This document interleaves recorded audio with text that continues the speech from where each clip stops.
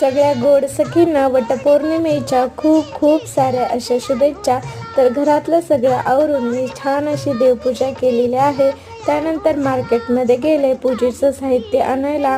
पूजेचं साहित्य आणलं आणि मस्तपैकी असं ताट रेडी झाले. स्वतः रेडी झाले. कशी दिसते ते नक्की सांगा. तर आमच्या इथं शेजारीच असं मस्त पैकी पिंपळाचं झाड आहे आणि त्याला छान असं झोका बांधलेला आहे.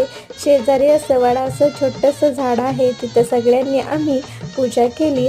आता उखाणा घेते ते नक्की ऐका. थाटात पार पडला आज वटपौर्णिमेचा सोहळा. थाटात पार पडला आज वटपौर्णिमेचा सोहळा. मनोहर रावांचं नाव ऐकायला सर्वजण झाले गोळा. कसा वाटला उखाणा ते नक्की सांगा. इथं मी वेदांतला घेण्यासाठी स्कूलमध्ये चाललेले आहे आणि आम्ही दोघे जण घरी आलो. मस्त असं जेवण केलं.